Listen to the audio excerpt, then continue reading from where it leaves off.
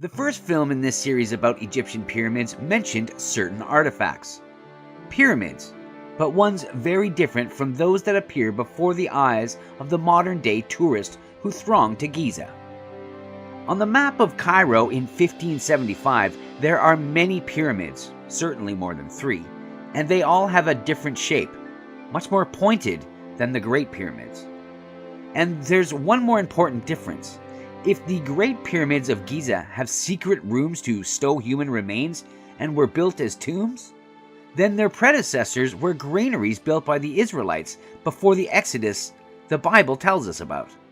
By the way, the pyramids are not mentioned in the Bible.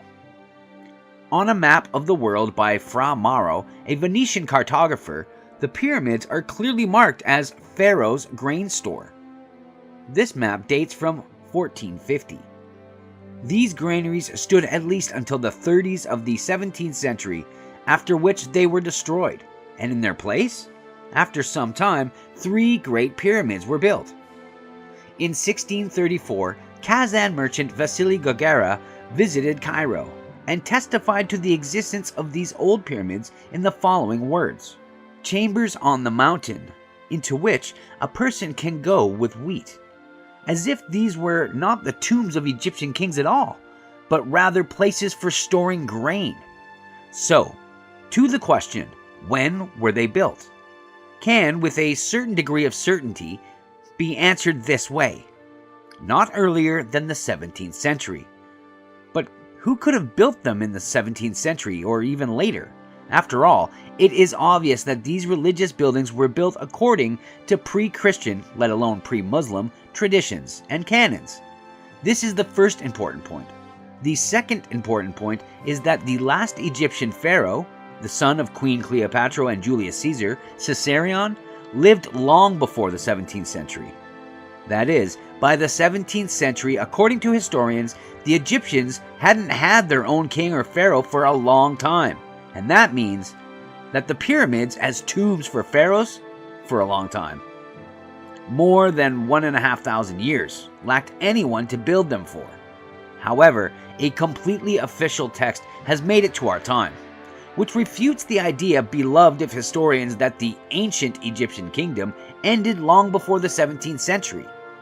The book, Geography or a Brief Description of the Earth's Circle, printed by command of the Tsar's Majesty in the printing house of Moscow, Summer of the Lord in 1710. One of the chapters of this geography is called About the Egyptian Kingdom. The Egyptian kingdom is a very ancient and rich country, and glorious throughout the whole universe. Further there, this Egyptian people from ancient times was very inclined towards astronomy and healing, but more than all peoples, they were idolaters. In ancient times, it is believed that the kings of Egypt were of great power, and they inflicted calamity on the people of Israel. Ancient years? This could mean 1,000 years, but equally 100 or 200 years ago. Further, now they are under Turkish yoke.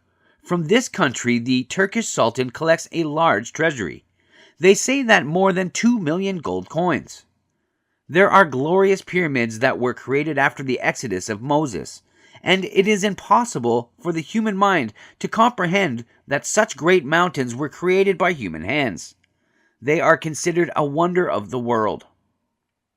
So this book says directly that in ancient times the kings of Egypt were of great power, and now, that is, at the beginning of the 18th century, they say the kings of Egypt were under the Turkish yoke. But this is a direct evidence that Egyptian kingdom, at least until the beginning of the 18th century, was exactly that, a kingdom, that is, a separate state, since the subjects of the Turkish Sultan pay taxes, not tribute, which can only be paid by another state, in this case, the Egyptian kingdom. By the way, until the 19th century, Egyptian kings or pharaohs were portrayed completely differently from the way that we have become accustomed to seeing them. In the representations of European artists of the 16th to 18th century, they were typically Oriental potentates dressed in traditional Oriental clothes. Did the people of Europe know how to portray pharaohs correctly? The fact of the matter is that, yes, they knew, and they portrayed them as they should, with one or two slight deviations. But that was until Ancient Egypt became a separate and very profitable business project for the manufacturing, burying, and unearthing alleged very ancient Egyptian artifacts. And also this project involved the construction of ancient Egyptian tourist objects. But this is a matter that we will discuss separately.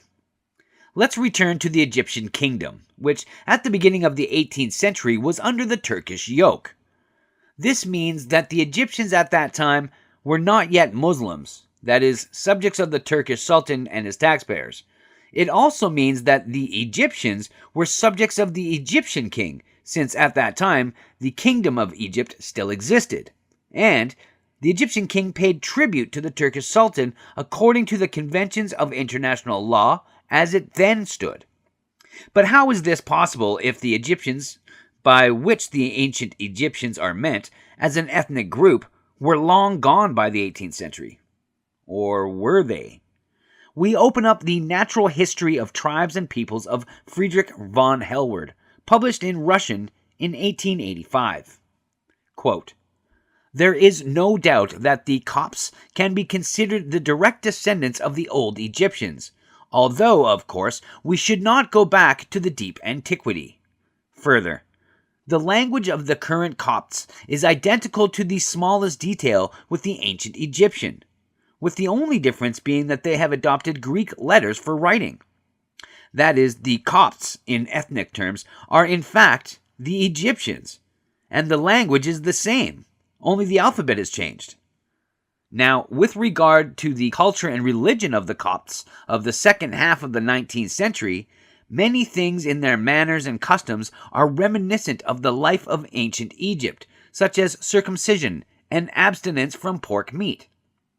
It turns out that not only linguistically, but also culturally, the Copts of the 19th century were the heirs of the manners and customs of the ancient Egyptians. And further in the book, religiously, in addition to the Christian cult, the Copts are no different from the Mohammedan population. Here and there we see religious forms without internal content, strict and conscientious observance of religious rites, without the slightest participation of the soul and heart. Even the fanaticism of Muslims is to a certain extent manifest among the Copts. At the same time, they are placed in extremely unfavorable conditions in terms of understanding Christian teaching and Christian truths, since they have an incredible mass of superstitions and superstitious customs. But if the Egyptians, that is the Copts, in the second half of the 19th century, had a lot of superstitions and superstitious customs, then it is likely that at the beginning of the 18th century they still remained idolaters. This is something that, as a matter of fact, the first Russian textbook of geography reports. Let's read this passage carefully again.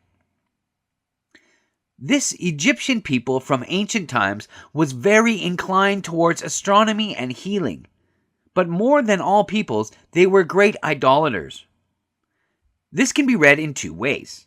On the one hand, the Egyptian people were idolaters in the past, but on the other hand, nothing is said here about their current religion, only that this people from ancient times was inclined and so on, which can also be understood that now it's also inclined, although not to the same extent as it was inclined in ancient times.